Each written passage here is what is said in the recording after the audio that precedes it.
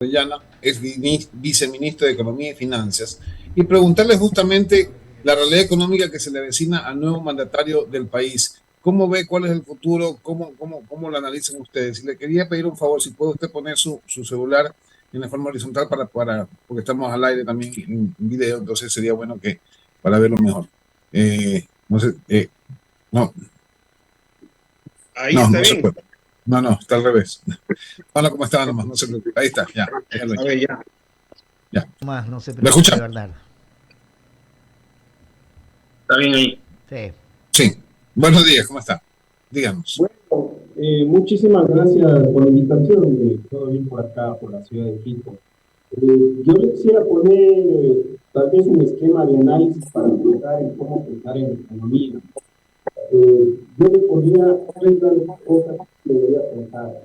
El sector externo que trae plata, tanquea de liquidez al sector financiero vía depósitos y el sector financiero que inyecta crédito hacia el sector real para que se haga, digamos, capital de trabajo, inversiones, eh, consumo de las empresas, consumo de las personas, y a su vez, ese dinero fiscal se genera impuestos y hace que el gobierno pueda gastar. Entonces tenemos dos grandes aceleradores.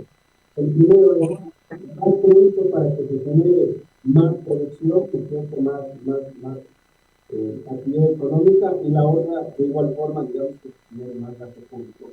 Esas dos cosas están bastante limitadas, entonces viendo hacia adelante veo bastante complicada la situación.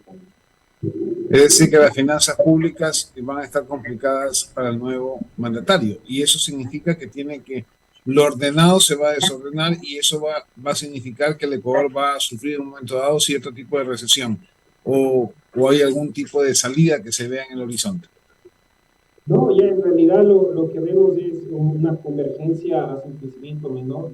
Vamos a ver un crecimiento que está en torno al 2%, más o menos la situación que vivimos desde 2015 a 2019, y es un poco que no ha cambiado nada en el Ecuador, digamos, en la pre-pandemia, luego, digamos, el boom del momento que tuvimos de gasto público que teníamos en 2014. El espacio fiscal es limitado, es cierto, se han bajado impuestos, los gastos siguen altos, el gasto del gobierno tiende a ser bastante inicial, más allá de, digamos, la política nacional que pone más gastos. No Bernardo, veo el mercado. Los multilaterales no van a buscar compromisos de mediano plazo con el gobierno de año y medio, es más, con el gobierno actual también tiene problemas. Los problemas se acumulan, ¿no es cierto?, como una bola de nieve ante el sector financiero. Bernardo, perdón que me interrumpa, no se le escucha bien, hay un fondo bastante, no sé si es por No, está muy lejos del micrófono, pero se escucha bastante mal. Y lo segundo es que queríamos verlo de una forma horizontal, no vertical, pero no creo que hay forma de hacerlo. No sé si lo que usted pasa, nos puede... lo que pasa, ingeniero y Bernardo, ¿cómo le va? Buenos días, Javier Segarra le saluda. Es que creo que usted tiene el teléfono, el iPhone, y entonces el micrófono del iPhone está en la parte de abajo. Si usted asienta el teléfono, obviamente se va a escuchar como un eco. Por eso es que pedimos que lo pongan horizontal. Si usted lo Ahí puede... se escucha mejor, tal vez. Ahí sí se le escucha. Ahora sí, Bernardo. Muy bien, ahora sí, continúe. Ya, entonces, digamos, la economía ya se ha comenzado a ser un poco más lenta, ¿cierto? Lo que decía es vamos a converger a 1 o 2% más o menos como le vimos en la prepandemia. No ha cambiado nada en el Ecuador. No hay más naves industriales, no hay más tierras cultivadas, ¿no es cierto? No hay más fábricas, etcétera. Y eso hace que el espacio fiscal también esté un poco limitado, ¿no es cierto? Los impuestos han ido bajando, los gastos siguen altos, es un presupuesto muy inercial, y si uno le pone más iniciativas, simplemente se come más espacio. Los multilaterales no van a buscar compromisos de mediano plazo con un gobierno de año y medio, y el financiamiento del mercado está completamente cerrado con un riesgo país al 18% y con tasas que, digamos, son altas, por ejemplo, incluso en Estados Unidos, lo cual hace que no tenga sentido para que el dinero fluya mucho más hacia mercados emergentes. Estos problemas se han ido acumulando. Hubo un estudio del Fondo Monetario, de algunos multilaterales, en una revisión hacia el sistema financiero. Esperemos que se haga público, pero hay sospechas de que hay empresas zombies, ¿no es cierto? Un crédito de consumo con gente que tiene el mismo ingreso con mayores cargas financieras un sector financiero con menores fuentes de liquidez. Entonces es complicado ir pensando que no hay problemas también a ese nivel. Entonces seguramente hacia adelante lo que vamos a ver es atrasos del gobierno. Quién sabe qué otra reforma tributaria, de algunos sectores con ciertos problemas, ¿no es cierto?, menor crecimiento, y unos bancos mucho más cautelosos en dar crédito. Entonces, como decía, el acelerador del crédito, el acelerador del gasto público están un poco más parados, y entonces el gobierno entrante recibe un estado de la economía más lento y con menos fuentes de financiamiento. Es decir, que estaríamos prácticamente en recesión. No en recesión, pero en crecimiento lento. Acuérdese, el Ecuador es un país que tiene muchísimas necesidades sociales, lo cual hace que se necesite creación de empleo, que se genere más impuestos, digamos, a través de seguir creciendo. Entonces, el problema es que la economía un poco se esperaba que crezca un 2,9, casi el 3, ahorita será un 2,5. El ritmo de consumo ha caído básicamente a un 20%. Si uno ve el primer trimestre del año, el consumo crecía al 3 y pico por ciento, 3,39. Este año solo al 0,69. Entonces es bastante más bajo. La inversión no termina de ajustarse a niveles del año 2019, casi un 20% por abajo. Las ventas de las empresas crecen a un tercio del ritmo al que venían creciendo. Usted tenía un crecimiento del 17% a medio año del 2022, este año solamente a un 6%. Algunos sectores golpeados, comercio, manufactura, algo se sostiene por transporte, construcción es un poquito más pequeño, algo en minería, eso ha amortiguado un poco más. Los precios del camarón un poco abajo, algo de retos en el banano, ¿no es cierto?, con las plagas del Fusarium, el crédito reduciéndose. Hay que resolver el tema del ITT y digamos, toda la minería en el noroccidente de Pichincha. Entonces, digamos, es complicado pensar que hacia adelante la economía va a mejorar. No se ven muchos más fundamentales. Algo ha mejorado el precio del petróleo y esperemos que eso ayude un poco más. En el tema fiscal, muchas veces se tiene muchísima presión desde la opinión pública hacia el Estado, pero el Estado tampoco tiene mucho más en dónde gastar. ¿Por qué? Veamos en los ingresos. En los ingresos, si uno se ve de enero a agosto, ya estamos un 2,6% menos de lo que habíamos visto el año anterior. Más o menos estamos pensando que hacia fin de año vamos a tener unos 800 millones menos de recaudación de lo que tuvimos el año anterior. Petróleo.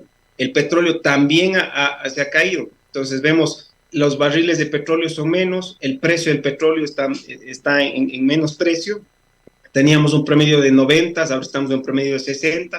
Entonces por ahí usted va a tener 1.500 millones menos de financiamiento, ¿no es cierto?, de ingreso de plata para el Estado. Entonces seguramente usted va a tener algo como 2.500 millones de dólares de menos de ingresos, es decir, un déficit de 4.500 millones de dólares, lo cual es muy difícil financiar si es que el mercado externo está cerrado. Bueno, veremos qué sucede, mi querido Bernardo, porque la verdad es que la cosa se ve complicada y oscura, no hay una luz, pero siempre le rogamos a Diosito que nos ayude. Voy a dar paso a mis compañeros de cabina. Javier Segarra está con usted para continuar la entrevista. Adelante, Javier. Gracias, Jaime. Bernardo, ¿cómo le va? Buenos días. Sí, es tan complicada la situación económica. Me surge una consulta. ¿Qué va a pasar con el tema del sueldo que prometió el gobierno subirlo anualmente? Y no sé si le alcance el tiempo al presidente Lasso para el incremento de los $25 en este año. Yo creo que en este momento muy pocas políticas, digamos, que sean de gran alcance van a ser pasadas, y creo que un poco por respeto al siguiente mandatario. Si usted me pone desde el lado ya como empresario, también ven varios sectores, como les decía, comercio, que tal vez es uno de los más grandes, que se comienza a estar un poco más lento, comienza a apretarse. Entonces el ponerle todavía un poco más de presión en el lado de los costos, por el lado del salario, que no es menor, le va a poner más retos incluso a los sectores económicos. La inseguridad en la que vive el país, no solamente jurídica, sino política, de esta inestabilidad, de esta ingobernabilidad, de esta desinstitucionalización en la que se encuentra el Ecuador, porque hay que decirlo, eso genera la falta de inversión. Perú y Colombia tienen 5.000 millones más menos de inversión y nosotros creo que llegamos a 800. ¿Y cómo entender esta situación en el Ecuador cuando es un país dolarizado? A ver, lo que pasa es que si usted se pone a pensar, el país ha hecho varias cosas, digamos, que no van con respecto a la situación en la que vivimos en dolarización. Ajá.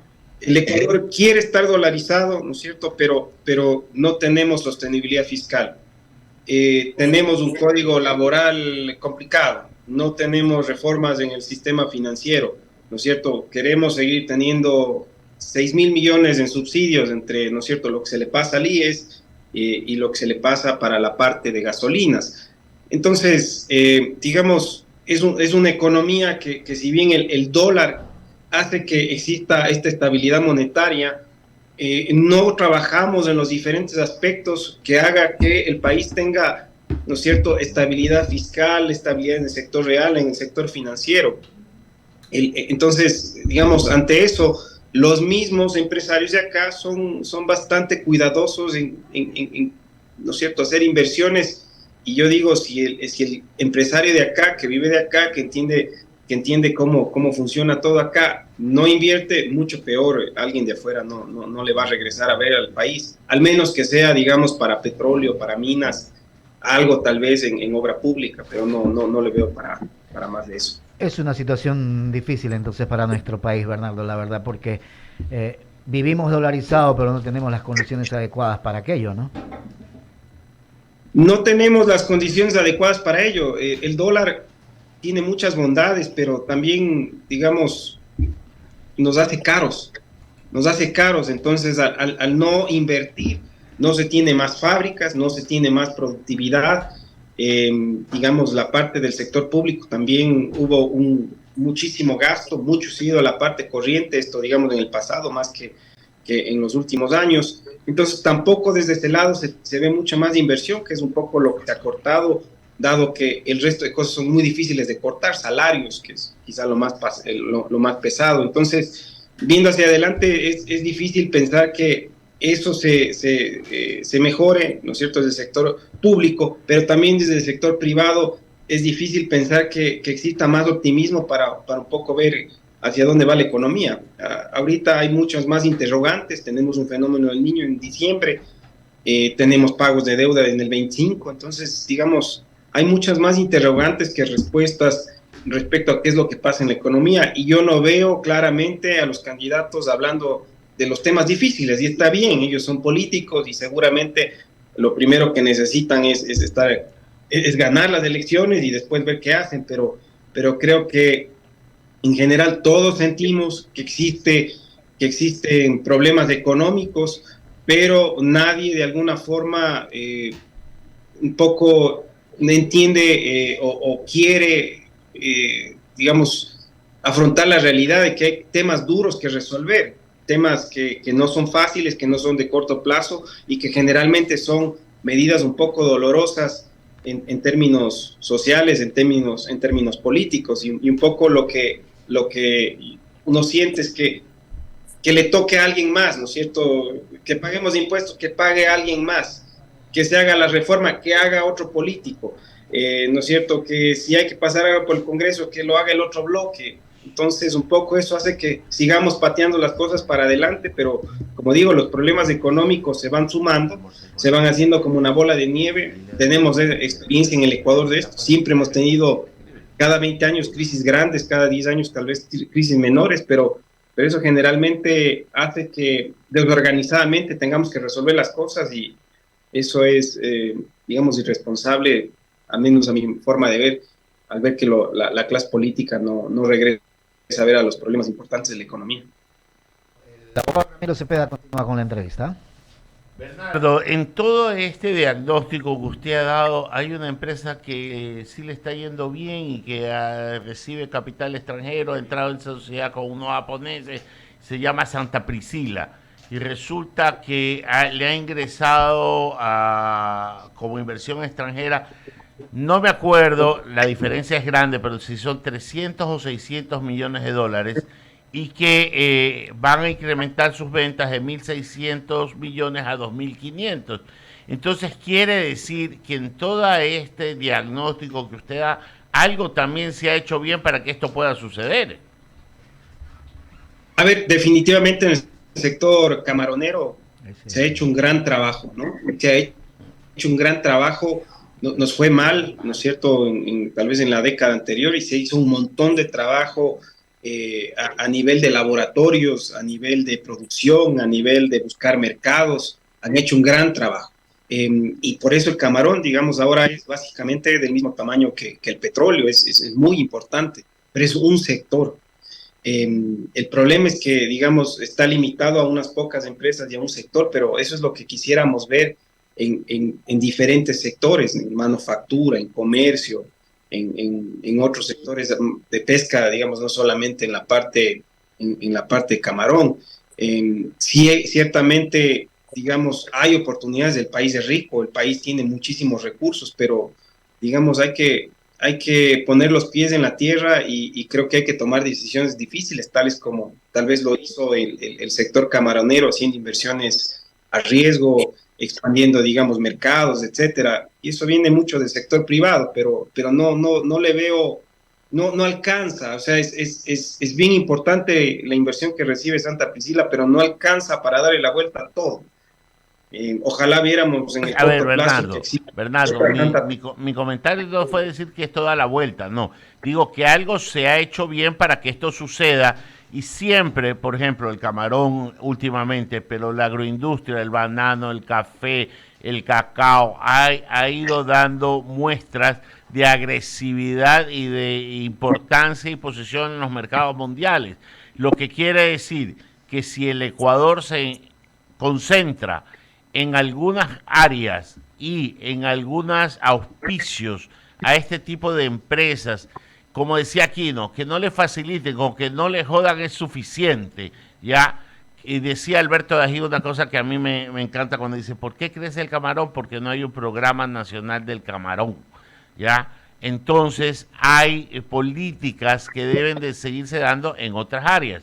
Y ahí es donde viene la parte pertinente de su comentario. Todo esto hay que procurar en otras áreas. ¿En cuáles se afinca usted? No en genérico, vamos puntualizando. Tiene que ser, por ejemplo, el banano, el café, porque ya tenemos claro que el petróleo tiene fecha de caducidad. A ver, el Ecuador siempre ha sido agrícola y yo creo que en las últimas décadas nos hemos olvidado del potencial que tenemos, como dice usted, banano, café, cacao. Ahora, digamos, creo que producimos el mejor cacao del mundo. Se ha hecho grandes cosas ahí. Como dice usted, creo que más que un apoyo del gobierno, lo que se necesita es tal vez tener más financiamiento. El mismo sector privado se va moviendo, el mismo sector privado busca relaciones de afuera, busca mercados.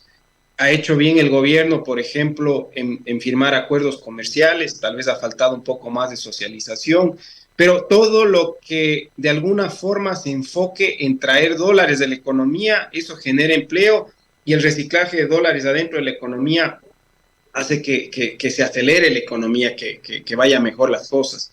Yo siempre hago esta pregunta. Para traerse un carro de alta gama, póngale 60, 70 mil dólares, ¿cuántas hectáreas de banano se necesita para cubrir algo así? No alcanzamos, digamos, a cubrir toda la importación de autos, por ejemplo, si uno ve solamente el sector bananero. Entonces, lo importante, necesitamos pensar como sociedad, como digamos, en términos de política económica, que esos dólares que son difíciles de traer, dado, ¿no es cierto?, los esfuerzos que tiene el sector bananero, el sector camaronero, cacaotero, regresen de alguna forma a que se reinvierta y si tenga más de eso. pero lo que ha pasado en la economía un poco nos hemos acostumbrado a que todo se vaya al consumo, poco a la inversión, y entonces tenemos estos booms, como decía Alberto Dajic, que vivimos de consumo y de consumo se vive un par de años y luego otra vez regresamos a tener los problemas que siempre tenemos, que es, digamos, falta de empleo, falta de oportunidades, poco crecimiento, poca recaudación tributaria, que de alguna forma también tiene un problema en el sector público. Por eso decía, es importantísimo pensar en estos tres espejos. El sector externo trae dólares, tanquea al sector financiero y el sector financiero inyecta crédito al sector real. Entonces, si este círculo no se da, es difícil que vayamos hacia adelante. Entonces, si usted me dice, hay que seguir apoyando a sectores como el atunero, sectores como el camaronero, gran ejemplo, Santa Priscila, por ejemplo. Agradecerle por sus comentarios, lo comprometemos para algún otro momento, nos acompañe aquí en la mesa de diálogo. Que tenga un buen día. Un buen día, muchísimas gracias por la invitación. Sí, abrimos el espacio de las menciones publicitarias un momento para decir, Bolo, yo le